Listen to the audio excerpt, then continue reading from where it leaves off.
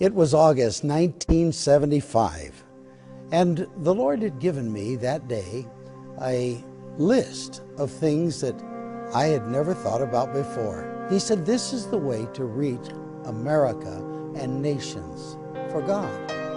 In every city of the world, an unseen battle rages for dominion over God's creation and the souls of people. This battle is fought on 7 strategic fronts, looming like mountains over the culture to shape and influence its destiny. Over the years, the church slowly retreated from its place of influence on these mountains, leaving a void now filled with darkness. When we lose our influence, we lose the culture, and when we lose the culture, we fail to advance the kingdom of God. And now, a generation stands in desperate need. It's time to fight for them and take back these mountains of influence. The mountain of government, where evil is either restrained or endorsed.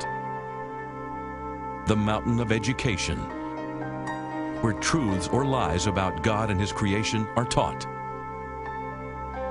The mountain of media, where information is interpreted through the lens of good or evil. The mountain of arts and entertainment, where values and virtue are celebrated or distorted. The mountain of religion, where people worship God in spirit and truth, or settle for a religious ritual. The mountain of family, where either the blessing or a curse is passed on to successive generations. And the one mountain they all depend on, the mountain that fuels and funds all the other mountains. The mountain of business, where people build for the glory of God or the glory of man, where resources are consecrated for the kingdom of God or captured for the powers of darkness. Those who lead this mountain control what influences our culture. The last 50 years, we've seen the most rapid moral decline in history. The culture we inherited from our forefathers is disintegrating before our eyes. What kind of world are we leaving for our children and grandchildren? As long as the business mountain is held by enemies of the gospel, funding for the other mountains will always be constrained, and any efforts to advance the kingdom of God will be hindered.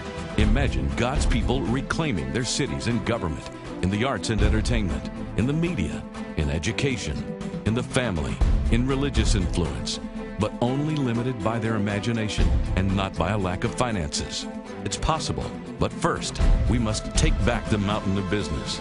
God's move to take this mountain back has already begun.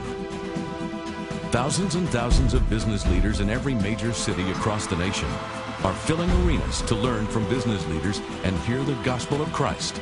90% of people working in the marketplace believe in God. 78% believe spirituality and business mix. 70% say that because of their faith, they find meaning and purpose in life. There are over 56 million Bible-believing Christians working in the marketplace. A vast army of God waiting to be truly engaged in the battle.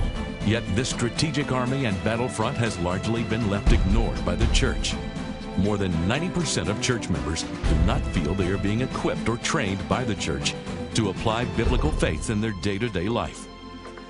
The business mountain is so strategic because that is the place of influence. When you look at culture, so much of culture is defined by what happens in business.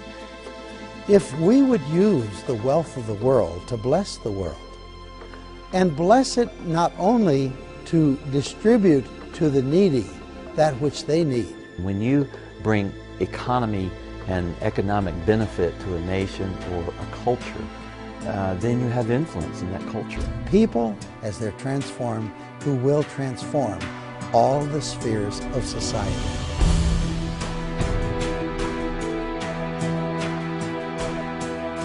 It is time to reclaim the 7 mountains and bring the life of God back into our culture.